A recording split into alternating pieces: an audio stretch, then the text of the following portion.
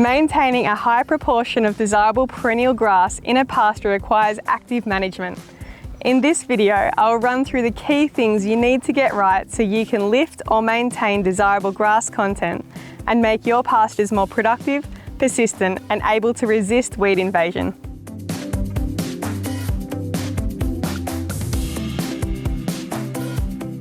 The key species we are going to focus on are phalaris, perennial ryegrass, tall fescue, and cocksfoot. But the keys to optimal management also relate to many other introduced grass species. Let's have a look at benchmark levels of grasses you ideally need to have. An easy way to rapidly assess the condition of your pasture is to use Pasture Paramedic. There are different versions of Pasture Paramedic available to suit varying regional conditions. They all have the same assessments of desirable grasses and legumes, but different benchmark levels and scores. And they can also have different desirable grasses. For example, in the southern high rainfall version of Pasture Paramedic in late winter, early spring, your pasture should ideally contain at least 50% desirable perennial grasses in a 32 centimetre by 32 centimetre area. If this isn't the case, then the most common reasons relate to one or more of the following: unfavourable soil conditions, grazing management, either green or dry, competitive weeds, pests, environment.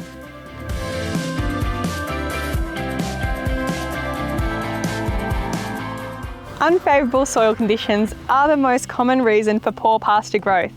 The four main grasses require adequate supply of all nutrients for high production, and some are sensitive to acidity. If these conditions are not met, their productivity and persistence is diminished, which will favour less productive weeds that grow under suboptimal soil conditions. Soil testing is the best way to determine nutrient levels and acidity, with thresholds or critical values being established through extensive research. The critical values allow for 90% of potential maximum production to occur are Olsen phosphorus of 12 milligrams per kilogram or Colwell phosphorus of 35 milligrams per kilogram for a moderate phosphorus buffering index soil. Colwell potassium level of 105 milligrams per kilogram for sandy loam and 120 milligrams per kilogram for clay loam. Sulphur level measured by the KCl test of 6 milligrams per kilogram.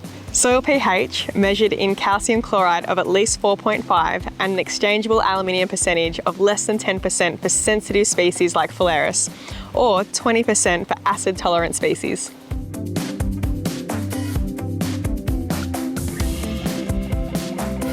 Another possible limitation may be soil nitrogen, even if there is clover present.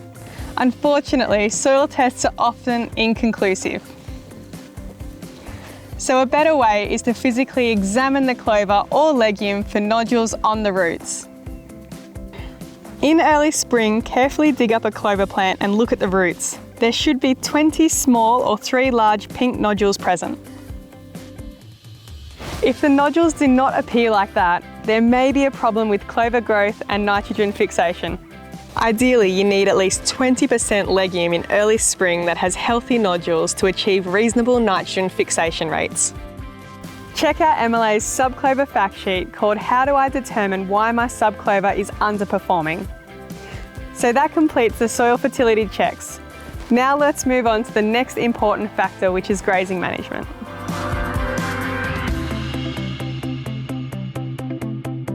Best practice grazing management is considered in green and dry pastures. For green pastures, after grazing, spell to allow plants to grow back their full complement of live leaves per tiller before regrazing.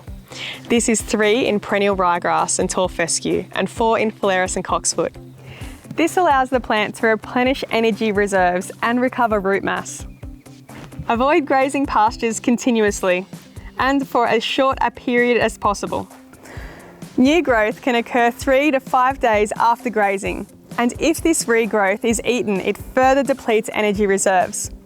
While longer periods of continuous grazing are hard to avoid, say at lambing or calving, shorter grazing times with longer periods of rest are desirable. Leave some residual plant material after grazing. This is to avoid damaging growing points in the crown. Keep some leaves to capture sunlight, but also allows light to initiate tiller production. In most years, allow desirable grasses to run to head. This allows bud development, which are the points of new growth in summer or autumn. Occasionally practice seedling recruitment tactics. Recruitment works best in perennial ryegrass or cocksfoot pastures to keep their plant numbers high. Avoid repeatedly cutting pastures for hay. Shading can reduce daughter tiller development, which is important for tiller replacement, and repetitive hay cutting can change pasture composition by reducing annual species like subclover.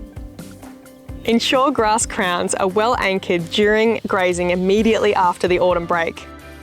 This is particularly important for cocksfoot, which regenerates its roots annually, and perennial ryegrass, which is not as deep-rooted as other perennial grasses.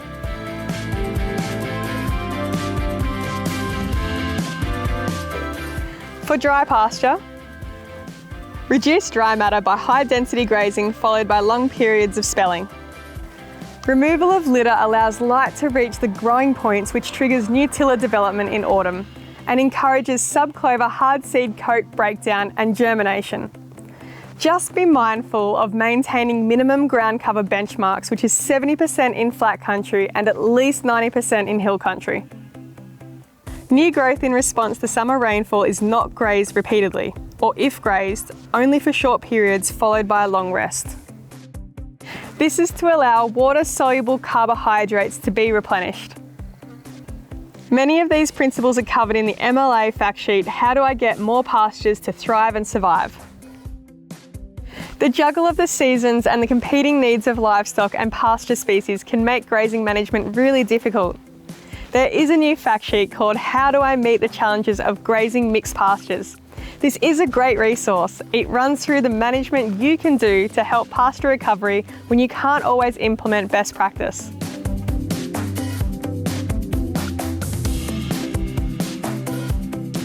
The third consideration is weeds. Most pastures will contain weeds, but it's the competitiveness of the weed and their amount that is important.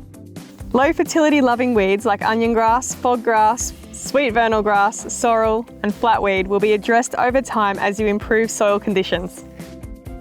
High fertility weeds and early germinating annual weeds such as barleygrass, capeweed, silvergrass, erodium and brome grass are more challenging because they like the same soil conditions as the desirable grasses.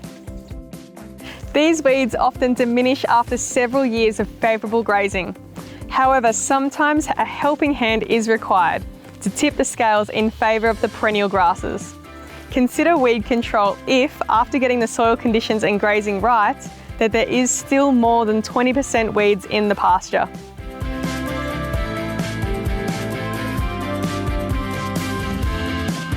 The last check is pests. There are a few pests that cause long-term and sustained damage to perennial grasses. The main ones to look out for are cockchafers, black-billed crickets and caterpillar types like armyworms or underground grass grubs. You can determine this by observation of damage to leaves or roots in autumn and winter. Look for dead patchy growth or areas slow to green up. Suspect black-headed cockchafers or caterpillars, or areas where pasture is cut at root level and can be rolled up like a carpet. Suspect red-headed cockchafers.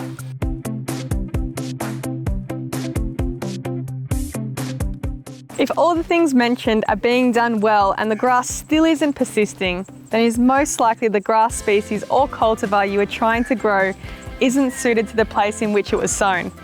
The most common reasons for failed persistence relate to moisture stress from poor water holding capacity soils or a hot, dry aspect.